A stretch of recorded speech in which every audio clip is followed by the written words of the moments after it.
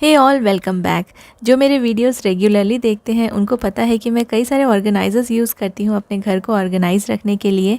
लेकिन ऐसे मुझे बहुत सारे कमेंट्स आते हैं कि अगर हम कोई ऑर्गेनाइज़र ना ख़रीदना चाहें तो किस तरह से हम अपने घर को और किचन को ऑर्गेनाइज़ रख सकते हैं। बहुत ही आसान है, हर किसी को पसंद नहीं होता है बहुत सारे पैसे ऑर्गेनाइज़र्स पे वेस्ट करना। और ऐसी बात नहीं है कि आप ख़रीद नहीं सकते, मैं बस इतना कह रही हूँ कि जो पैसे आप ऑर्गेनाइज़र्स ख़रीदने में लगाएंगे उसे आप किसी और तरीके से अपने घर में यूज़ कर सकते हैं। तो अगर बिना पैसे खर्च किए भी किचन को ऑर्गेनाइज़ किया जा सकता है तो क्यों हम इतने सारे पैसे ऑर्गेनाइज़र्स पे वेस्ट करें। तो चलिए, आज का वीडियो है ना बिल्कुल इसी तरह का है, जिसमें मैं दिखाऊंगी आपको कि बिना ऑर्गेनाइज़र ख़रीदे आप अपने किचन को कितने अच्छे से ऑर्गेनाइज़ रख सकते हैं। किचन का जो काउंटर टॉप होता है उसमें हम सामान बिल्कुल ऐसे ही रख सकते हैं, कोई ऑर्गेनाइज़र की ज़रूरत नहीं है। लेकिन ऐसा है कि जब भी हम क्लीनिंग करते हैं ना, तब एक एक सामान को हटा हटा के क्लीन करना बहुत ज़्यादा टाइम कंज्यूमिंग है और बहुत ज़्यादा इसमें मेहनत भी लगती है। और कई बार ना चीज़ें, जैसे कांच की कोई बॉटल हो तो वो टूटने का भी डर होता है। तो इनको आप किसी ऑर्गेनाइज़र में रख सकते हैं। तो ऑर्गेनाइज़र अगर नहीं ख़रीदना है तो बहुत ही आसान सा तरीका एक मैं बताती हूँ, आप घर में ही बहुत आसानी से ऑर्गेनाइज़र बना सकते हैं। ऐसे टॉयज़ के बॉक्सेस अगर आपके पास हों तो आप उसको यूज़ कर लीजिए एज अ ट्रे। और इसको ना मैंने कवर किया है एक पुराने कपड़े से। मेरे पास एक जूट का कपड़ा रखा था, उससे मैंने इसे कवर कर लिया है। आप कोई भी पुराना कपड़ा, टी शर्ट का या अपने कुर्ते का, जो हमारे पास कपड़े पुराने हो जाते हैं ना, उससे आप इसको कवर कर लीजिए और इसको थोड़ा सा प्रेजेंटेबल बना दीजिए। अगर आप चाहें तो इसे ऐसे भी यूज़ कर सकते हैं, इनफैक्ट आप इसे पेंट भी कर सकते हैं। तो इस तरह से कपड़ा लगा दीजिए और देखिए ये एक बिल्कुल ऑर्गेनाइज़र की तरह हो गया। इस तरह का ट्रे आपको ना बहुत कॉस्टली मिलेगा। जब भी आप मार्केट में सर्च करेंगे आप एक बार ज़रूर चेक कीजिएगा, ऐसे ट्रेज़ और ऐसे बास्केट्स बहुत कॉस्टली मिलते हैं। तो आपको ख़रीदने की ज़रूरत नहीं है, बस आप कोई भी टॉय का बॉक्स लीजिए या कोई भी बॉक्स आपके पास जो भी अवेलेबल हो वो ले लीजिए, उसे कवर कर दीजिए या पेंट कर दीजिए। ये आपके ऊपर डिपेंड करता है आपको क्या आसानी होगा, तो आप उस तरह से इसको यूज़ कर सकते हैं। और देखिए इसमें सारी चीज़ें आराम से अरेंज हो जाएगी। बहुत ही बड़ा सा ये बॉक्स है और इसमें कई सारी चीज़ें मैं रख सकती हूँ एक साथ।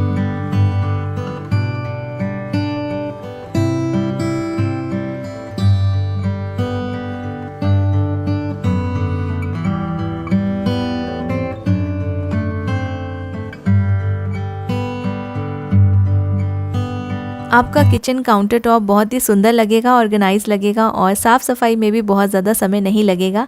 एक एक चीज़ हटाने की ज़रूरत नहीं है।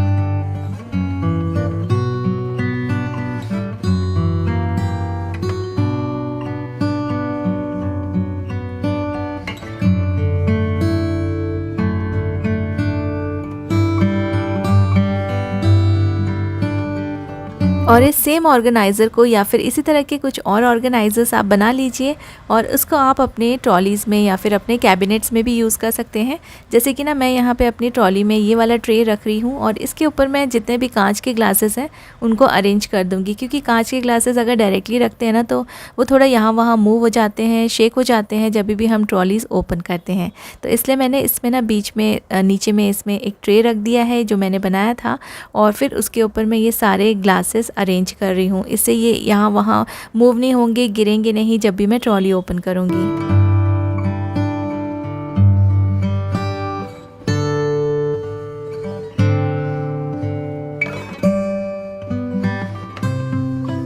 हमारे काउंटर पे इस तरह से बॉटल्स रखी हुई होती हैं और हम पानी पीते हैं या पानी भरते हैं और बस उनको अपने काउंटर पे रख देते हैं। तो उससे भी ना ये जो हमारा काउंटर होता है वो बहुत ज़्यादा क्लटर्ड लगता है, टाइडी नहीं लगता है, क्योंकि बॉटल्स यहाँ वहाँ रखी रहती है।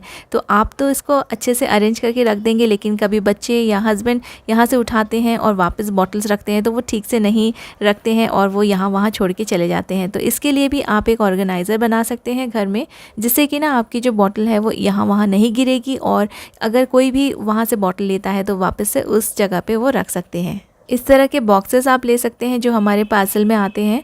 तो इसको ये थोड़े से अच्छे भी स्ट्रॉन्ग भी रहते हैं और ये थोड़ा सा टॉल बॉक्स है, क्योंकि बॉटल्स रखने के लिए थोड़े से टॉल वाले बास्केट्स या बॉक्स लेने चाहिए, जिससे कि ना बॉटल्स फिर यहाँ वहाँ सरकती नहीं है, गिरती नहीं है। तो बस इसको मैं फिक्स कर दूँगी। इसको मैंने ओपन करके मैं इस तरह के बॉक्सेस रख देती हूँ, क्योंकि अगर इसको ऐसे ही रखेंगे ना तो ये बहुत ज़्यादा स्पेस लेते हैं। तो बस मैं इनको ओपन करके रख देती हूँ। लेकिन अभी मुझे इसका यूज़ है तो मैं यहाँ पर इसके जितने भी ये ऊपर वाला जो पोर्शन है ना, इसको अंदर की साइड में पैक कर दूँगी और फिर ये परफेक्ट हो जाएगा किसी भी बॉटल को अरेंज करके रखने के लिए। तो ये आप डेली जो भी बॉटल्स यूज़ करते हैं, पानी की बॉटल्स, अभी गर्मी का मौसम है तो ज़्यादा हम बॉटल्स यूज़ करते हैं और उनको भर भर के रखते हैं ताकि पानी थोड़ा ठंडा रहे।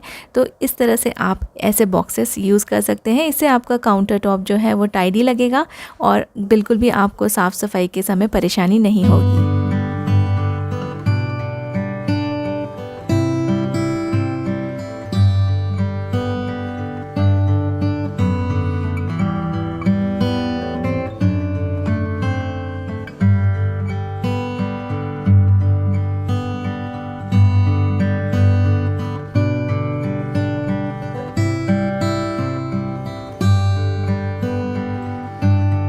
हमारे जो बर्तन धोने के स्क्रबर्स रहते हैं वो कुछ दिनों तक अच्छे रहते हैं और फिर उसके बाद ये ख़राब हो जाते हैं। उनके ऊपर का जो नेट है वो भी फटने लगता है और अंदर का स्पंज भी ख़राब हो जाता है। लेकिन इनको ना आप फेंके मत, मोस्टली हम सब इनको यूज़ करके फेंक देते हैं। तो आप इनको यूज़ कर सकते हैं अपने सिंक और वॉश बेसिन को वॉश करने के लिए। तो यहाँ भी आप अपना कई सारा पैसा बचा सकते हैं क्योंकि ये हम ऐसे ही फेंक देते हैं तो ये वेस्ट हो जाते हैं।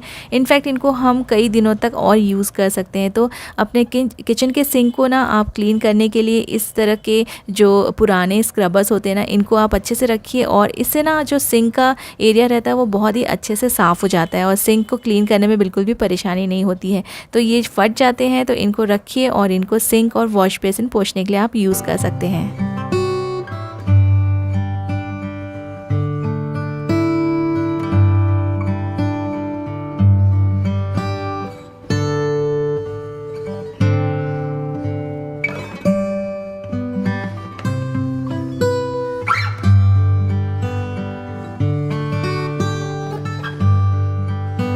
किचन काउंटर को क्लीन करने के लिए, ड्राई करने के लिए हम कई सारे स्पंज, महंगे महंगे बहुत ही कॉस्टली स्पंज लेकर आते हैं और इस तरह के जो डस्टर्स रहते हैं ना, कुछ दिन ये बहुत अच्छे रहते हैं, उसके बाद ये ख़राब हो जाते हैं।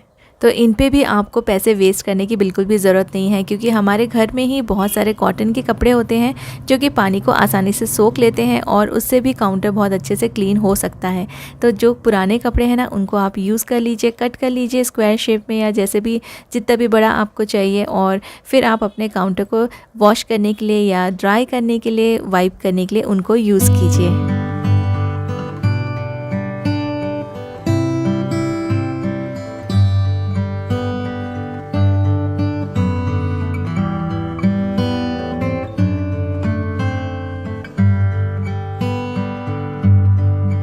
जैम और हनी की इस तरह की कांच की बॉटल्स आप ज़रूर से यूज़ करते होंगे घर पे।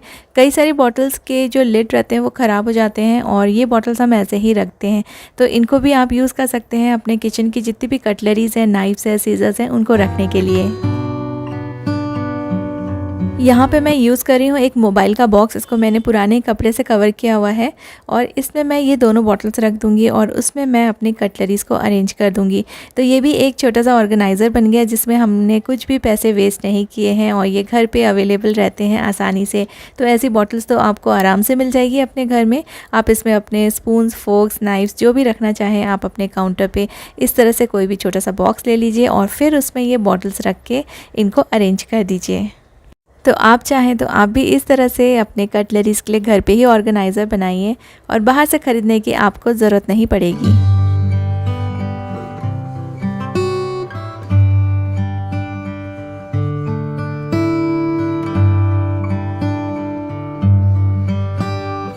हम कई सारे कैबिनेट्स और जो रैक्स रहते हैं वो भी यूज़ करते हैं और उनके ऊपर कवर करने के लिए कई सारे कॉस्टली मैट्स यूज़ करते हैं। तो वो सब यूज़ करने की ज़रूरत नहीं है। न्यूज़पेपर हम सबके घर में होता है और बिल्कुल ज़ीरो कॉस्ट होता है। इनको हम वैसे ही रद्दी में यूज़ कर लेते हैं। तो इनको ना आप न्यूज़पेपर को अपने कैबिनेट्स के ऊपर कवर करके यूज़ कर सकते हैं एज अ मैट। और यहाँ पे मैं अपने रैक के ऊपर ये रख रही हूँ। तो जितने भी कैबिनेट्स हैं और फ्रिज है, फ्रिज के अंदर के जो शेल्फ़ रहते हैं, ओपन शेल्फ़ जो रहते हैं बाहर, इन सब में आप न्यूज़पेपर को एज अ लाइनर यूज़ कर सकते हैं, जो कि बहुत ही अच्छा ऑप्शन है। और जब भी ये गंदा होता है बस इसे निकालिए और आप चेंज करके दूसरा फ्रेश न्यूज़पेपर लगा सकते हैं।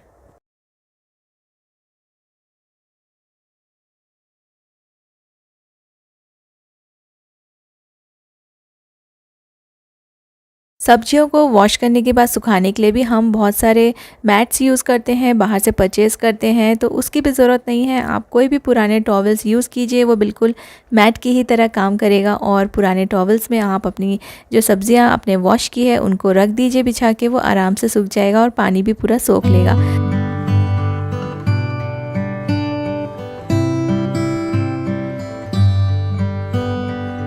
पुराने टॉवल्स भी बहुत ही काम आते हैं किचन में या घर में। आप इनको छोटे छोटे पीसेस में कट करके, अगर बहुत बड़े टॉवल हैं तो आप हैंड टॉवल या फेस टॉवल के शेप का कट करके या साइज़ का कट करके आप उनको अपने बाथरूम में भी यूज़ कर सकते हैं।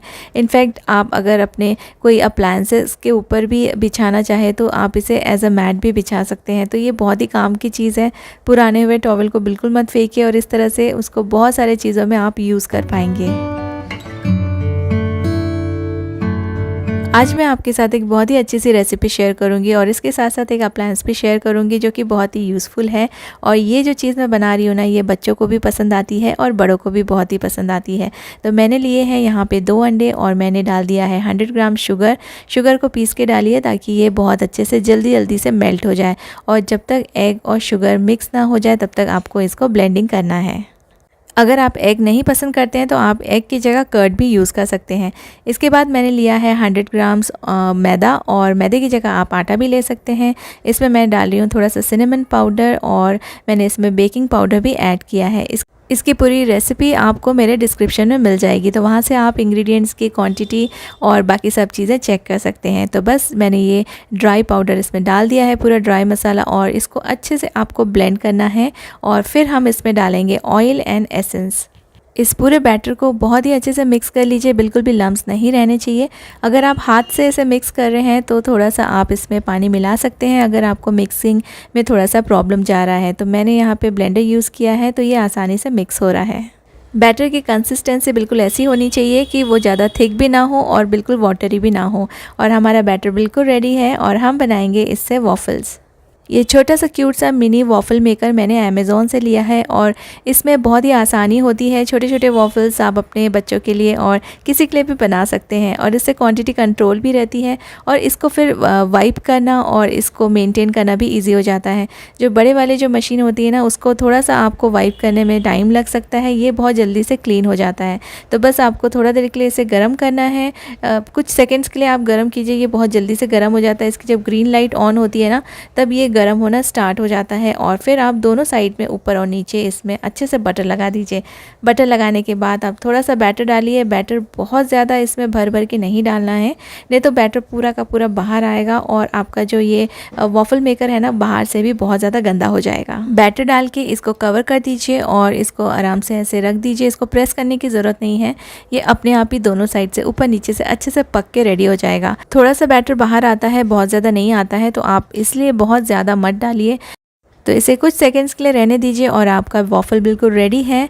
आप चाहे तो अगर इसको और ज़्यादा ब्राउन करना है तो थोड़ी देर और रहने दीजिए। और देखिए जैसे ये धुआं निकलना लगेगा ना, तो ये समझ जाइए कि आपका जो वॉफ़ल है वो रेडी है। और मुझे बहुत ही अच्छा लगा, कन्वीनियंट है, छोटा है, तो इसे मैनेज करना और इसे मेंटेन करना भी ईजी है। क्लीनिंग भी बहुत ही आराम से हो जाती है। आपको इसको पानी से क्लीन नहीं करना है, कोई भी गीला कपड़ा लीजिए और इसे वाइप कर दीजिए और ये आसानी से क्लीन हो जाता है। रेसिपी अच्छी लगी है तो मुझे कमेंट करके ज़रूर बताइएगा और इसे ज़रूर ट्राई कीजिएगा। और आप कौन सी सिटी और कंट्री से मेरे वीडियोस देखते हैं, मुझे ज़रूर कमेंट करके बताइएगा। वीडियो अच्छी लगी है तो इसे लाइक और शेयर ज़रूर कीजिए। Thank you so much for watching.